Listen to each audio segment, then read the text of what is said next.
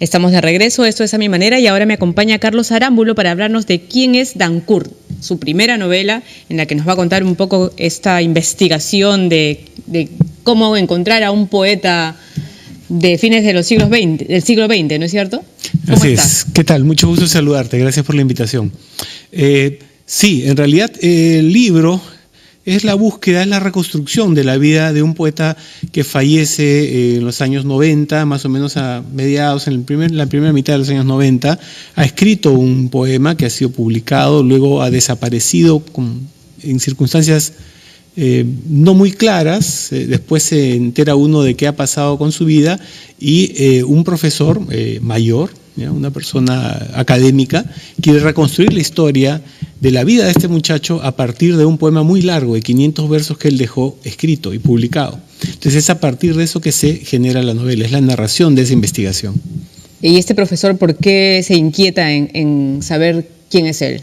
¿Porque encuentra en ese poema cosas que le dicen mucho? Mira, encuentra unas claves, encuentra claves y además hay cierta conexión que no te puedo contar porque malogro el disfrute de la historia. Ten en cuenta que este texto comienza primero como una novela de claustro, que se llama así a las novelas que hablan sobre temas muy académicos. Entonces se suelta de a poquitos, muy, muy levemente te das cuenta que se transforma en otra cosa y luego ya es un policial. Ya. Después de ser policial durante unas buenas páginas se convierte en un thriller de suspenso. Ah, ya. Claro. Y el profesor va regresando y va acotando y comienzan a entrar personajes, comienza a narrarse la historia, como cuando Agatha Christie sienta a 10 tipos en un salón y cada uno va contando su historia, lo que ha visto del caso y el detective va reconstruyendo. Esa es más o menos la lógica de las voces en esta novela. ¿No? Y el interés de él es, claro, porque aparte de todo, el muchacho desaparece en la época de la violencia política en el Perú. Y quiere saber un poco qué pasó con él. Exacto, y al parecer podría estar vinculado o no a los sucesos de esa época, y eso es lo que trata el libro de averiguar. ¿Y la temática de los poemas tiene que ver también con esa parte de la historia de nuestro país? No, es un solo poema, es un poema sumamente complejo, con bastantes claves culturales muy refinadas, y eso es lo que le llama la atención a este viejo profesor, ¿no? Cómo un chico de esa edad escribe un poema así. Y además este muchacho tiene ese destino que él ya conoce o cree entrever. Y bueno, esa combinación de cosas es que hace que él se interese por el texto. El tema de la violencia política está como un marco de fondo. No es una novela sobre la violencia política en realidad. Pero bueno, si mi personaje vive en esos años, obviamente tenemos que tocar el tema. Claro. Pero mira, es la primera vez, y me lo dijeron hace unos días, que en una novela peruana se toca el tema de la toma de San Marcos, por ejemplo. Nunca había aparecido y acá está narrada.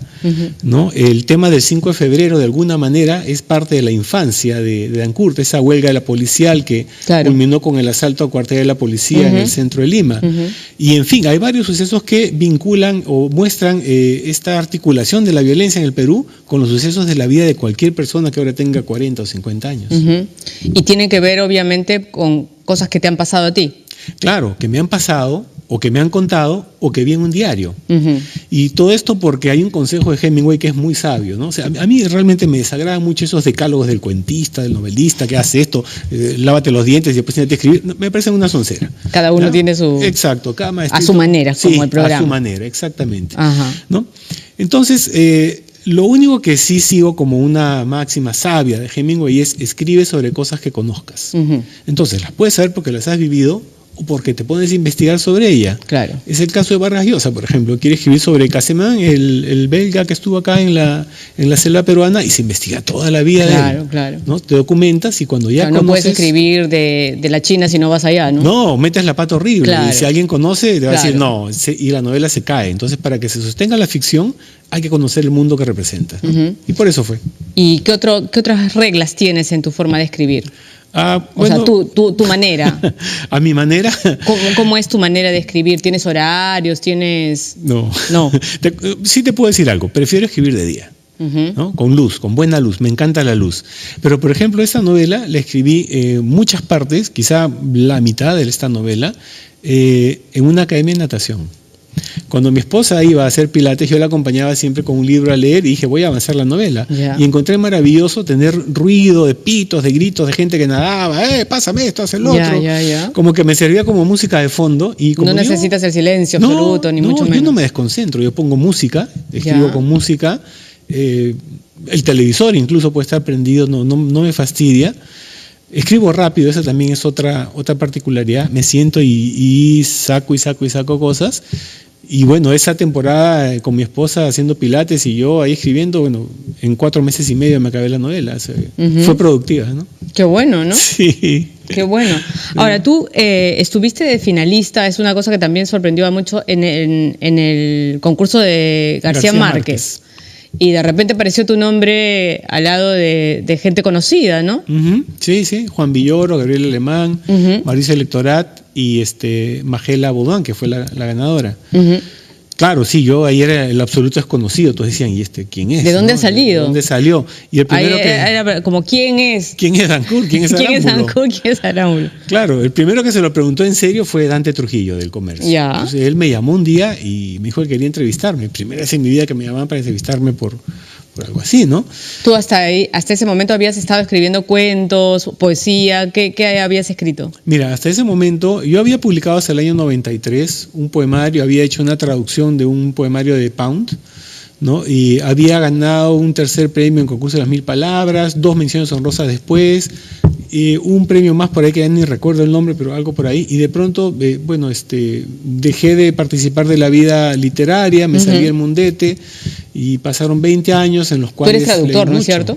Traduzco, sí, traduzco del inglés y del francés. Pero en esos años escribí un montón, entonces una de las cosas que tenía era el comienzo de esta novela, tenía 30 páginas, ¿qué cosa era? El prólogo, ¿no? El prólogo, y lo dejé ahí, y lo dejé durmiendo hasta el año 2016, en el cual dije, bueno, ya es momento de acabar esta historia, porque yo las voy escribiendo en la cabeza. Por eso escribo rápido, porque ya está trabajada. Tienes todo. ¿Hasta el final? Hasta el final, ¿sí? Pero tú sabes que incluso a veces tengo el final antes que todo. O sea, ¿qué efecto? ¿Cómo quiero que cierre? ¿No? Entonces el camino es ahora el trabajo, o sea, cómo llegar a ese final. Claro. Exacto. A veces cambia, ¿no? En los cuentos casi no puede cambiar. El cuento es una cosa muy clara, muy definida, ya lo tienes preciso, te sientas a escribirlo, son 25 páginas por ahí, pero una novela va cambiando conforme avanzas, ¿no? Entonces es muy interesante porque tú ves cómo tus personajes te exigen ciertas cosas, ¿no? Además tienes que trabajar con el tiempo, ¿no? Hacerlo coherente, que las cosas sucedan con cierta secuencia para que no se quiebre, pues justamente la magia de la ficción, ¿no? Claro. Entonces, para que suene muy real. Claro, porque si de pronto el lector descubre algo que dice, no, esto no puede pasar ahora. En este año no había pasado esto. Exacto, ellos no existía se conocían. Aquí tal cosa. Así San Marcos no fue tomado en este año. Eso, pero sobre todo me interesa más la lógica de la novela. Si yo digo que fulanito y menganita se conocieron en tal circunstancia, cuando después narre tangencialmente esa circunstancia, debo respetar esa fecha, para que sea lógico y coherente, ¿te das cuenta? Entonces, bueno, esos son más o menos los mecanismos que tengo para componer. Hago cuentos todavía, sí, están por salir. Tengo 3 libros listos ya, porque estos años, como entenderás, no publiqué, pero escribí mucho. Escribiste. Y leí muchísimo. Y bueno, ahí están, esperaremos, el próximo año sale uno, el siguiente otro. No te apuras ni te exiges. En publicar no, en escribir sí. Pero no te apuras tú, sino que te viene la inspiración de todas estas historias que te vienen, incluso ya las tienes completas. Diría que sí. A veces en realidad tienes que exigirte el trabajo. ¿Por qué? Porque el asunto es sentarte y aunque no escribas nada, estar sentado esperando que la cosa ¿Que venga camine. la inspiración? No, más que la inspiración, ¿sabes qué cosa es? Es como un cierto estado de ánimo, como entrar en lo que te pide la historia. Es como cuando un actor tiene que entrar en personaje. Es una cosa así, tienes que entrar en la ficción que estás creando. ¿Y hay días que te sientas y no puedes escribir nada? Casi siempre escribo algo. Casi siempre escribo algo. Son muy pocos los días que no. Algunos días sí me pasa que me he sentado y me he puesto a leer algo excesivamente bueno y digo, mejor sigo leyendo. Mejor sigo leyendo y no escribo. Sí. Bueno, porque eso de todas maneras además te va a servir siempre para lo que escribas en algún momento. Pero cuéntanos un poquito más de esta historia del concurso. ¿Verdad? Mira, me estabas contando que te llamó Dante Trujillo, era la primera vez que te llamaban para una entrevista. Exacto, acaba de salir este domingo una crónica. Ya habían anunciado que tú estabas entre los finalistas. Sí, ahora anuncian 12 y de esos 12 quedan 5, creo. En mi época éramos 5 nada más. Ya. Y hasta ahora, bueno, era la segunda edición del concurso, han pasado los años y hasta ahora no hay ningún otro peruano más que haya sido finalista de ese concurso. Entonces, bueno, es un concurso que es como la entrega del Oscar, realmente. Por eso, es una prueba de nervios espantosa. Claro. O sea, te llevan. ¿Cómo te animaste a postular, para empezar? Si es justamente como la entrega del Oscar. Sí, claro. Yo no sabía que era como la entrega del Oscar. O sea, ni hablar, ni me imaginaba. Lo que pasó es que yo tenía este libro de relatos que se llama Un lugar como este y a mí me encantaba. O sea, cada vez que lo revisaba y lo leía decía, pucha, qué bueno que está. Qué bien escribo. Me gusta, sí. El escritor que no te diga, no es sincero. Claro. Si lo has escrito y lo vas a publicar es porque te gusta. Claro. Si no te gusta. Si no te daría vergüenza y no lo publicas, pues, ¿no? Exacto. No puedes ser modesto y decir, ay, no, la verdad es bastante malo mi libro. No tiene sentido que lo publiques. Yo le tenía fe a ese libro. Decía, este es un buen libro, le puede ir bien. Pero no quería enviar a concursos locales, dije, no, de una vez voy a enviar algo fuera, y de pronto vi la convocatoria. Y hice, bueno, lo había impreso yo con mi plata, realmente. Habíamos formado un sello con un grupo de amigos que se llama Dedo Crítico. Ya. Empaqueté mis 7 ejemplares, los mandé por el correo de Serpost. Ya. Me enviaron un correo diciendo amablemente que lo habían recibido y que, bueno, quedaba pues a consideración de los jurados. Y después, como en noviembre, a comienzos de noviembre, me llaman y me enviaron un correo en el que decía que era uno de los 5 finalistas. Ya, ¿y tú? Yo estaba feliz. O sea, tenía fe al libro, pero no tanta. O sea, pensaba que, bueno, leerá bien, lo leerán siquiera, sabrán que existo. Claro. Pero le fue mejor de lo que esperaba. Ya. Entonces nos hicieron ir a Bogotá, te pasean por todos lados. Ahora, desde que llegas eres un movie star, cámaras, te persiguen, autógrafos, te llevan a dar charlas, a dar lecturas, mesas redondas, te filman, olvídate. Porque los escritores están en un buen momento, ¿no es cierto? O sea, eso es lo que dices, por ejemplo, de que son unos rockstars, son unos movie stars, porque no había otras épocas en las que los escritores tenían tantos fans, digamos. Sí, no había. Ahora a mí eso del rockstar no me gusta tanto, te digo, o sea... ¿No lo disfrutas? Sí lo disfruto en el sentido de que me gusta estar con la gente, que me saluden, saludarlos, conversar, reírme, pasarla bien, ¿no? Pero en realidad la finalidad del concurso para mí no era ser un rockstar, era simplemente... Que conozcan tu obra. Y eso me sorprendió, o sea, la dimensión que le da Colombia sobre todo, porque Colombia nos lleva mucha ventaja en ese editorial. A los escritores, el trato que tiene hacia los escritores me pareció sorprendente, ¿no? Y bueno, pasaron estos días, me acuerdo que fueron 5 días, desayunamos juntos, los 5 escritores en el mismo hotel. Entonces nos hicimos muy amigos, salimos a tomar cervezas de noche. Villoro se demoró un poco en llegar porque el papá había fallecido hacía un año y él estaba haciendo unos homenajes, unas cosas. Era un notable filósofo mexicano, el papá de Villoro. Y bueno, cuando él llegó, la cosa ya se hizo mucho más cordial.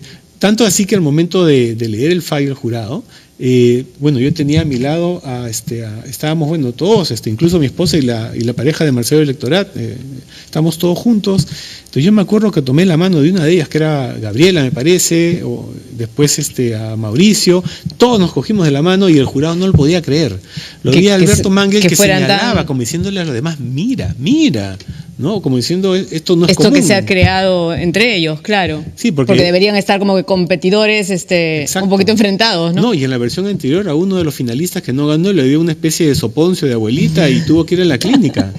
Porque realmente te esfuerzan mucho los nervios, ¿no? Te crean mucha expectativa y aparte que el monto de dinero pues son $100,000. Es el concurso más importante en términos monetarios en lengua española, ¿no? Y encima es hispanoamericano, o sea, no es solamente colombiano, peruano, es todo Hispanoamérica, todo español. Entonces es importante, ¿no? Claro. Y en ese momento estás absolutamente nervioso, ¿no? Hasta el mismo Villoro con la cancha que tiene estaba totalmente nervioso, ¿no? Y ganó una escritora boliviana, ¿no? Sí, que ya tenía una carrera ya un poco avanzada, venezolano-boliviana.